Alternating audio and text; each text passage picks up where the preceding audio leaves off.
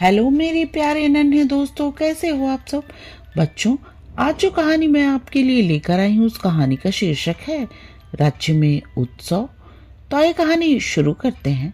एक बार राजा कृष्णदेव राय ने अपने दरबार में कहा, नया वर्ष आरंभ होने वाला है।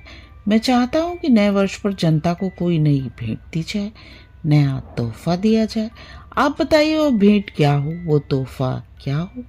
महाराज की बात सुनकर सभी दरबारी सोच में पड़ गए। तभी मंत्री महोदय कुछ सोचकर बोले, महाराज, नए वर्ष पर राजधानी में एक शानदार उत्सव मनाया जाए। देश भर के संगीतकार, नाटक मंडलियां, वो दूसरे कलाकार बुलवाए जाएं और वे रंगारंग कार्यक्रम प्रस्तुत करें। जनता के लिए इससे बढ़कर नए वर्ष का उपहार और क्या हो सकता है। राजा कृष्णदेव राय को यह सुझाव बहुत पसंद आया। उन्होंने मंत्री से पूछा, कितना खर्चा आ जाएगा इस आयोजन पर। महाराज, कोई खास ज्यादा नहीं, यही 10-20 लाख स्वर्ण मुद्राएं ही खर्च होंगी, मंत्री ने उत्तर दिया। इतना खर्च कैसे? राजा कृष्णदेव राय महामंत्री का उत्तर सुनकर चौंके। फिर मंत्री महोदय ने खर्च का ब्यौरा देते हुए कहा, महाराज, हजारों कलाकारों के खाने पीने और रहने का प्रबंध करना होगा। नई रंगशालाएं बनवाई जाएंगी, पुरानी रंगशालाओं की मरम्मत करानी होगी, शहर भर में रोशनी और सजावट होगी। इन सब चीजों पर इतना खर्च तो हो ही जाएगा। मंत्री के इस ब्यौरे पर राजपुरोहित और अन्य सभासदों ने हाँ में हाँ मिलाई। राजा कृष्णदेव राय इतने खर्च की बात सुनकर सोच में पड़ गए। उन्होंने इस बारे में तेनालीराम की राय ली। तेनालीराम ने कहा, महाराज, उत्सव का विचार तो वास्तव में बहुत अच्छा है, मगर ये उत्सव राजधानी में नहीं होना चाहिए। क्यों? राजा कृष्णदेव राय ने पूछा। दूसरे दरबारी भी तेनालीराम की ओर चिढ़कर देखने लगे।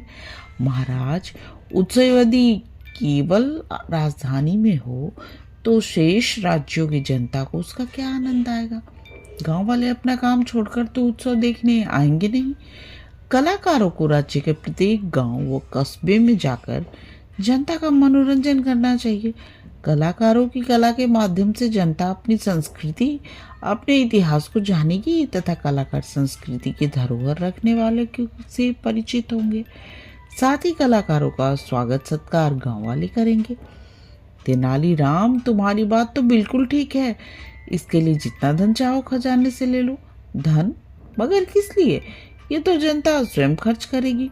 उन्हीं के लिए तो ये उत्सव कर रहे हैं। इस उत्सव का नाम मिलन मेला होगा। इस मेला में कलाकार जहाँ कहीं भी जाएंगे उनके खाने पीने और रहने का प्रबंध वही बिना कहे कर देंगे। हाँ, ये बात तो है। उन्होंने कृष्णदेव राय ने उत्सव का सारा काम तेनालीराम को सौंप दिया। हाँ, आने जाने का प्रबंध हम कर देंगे।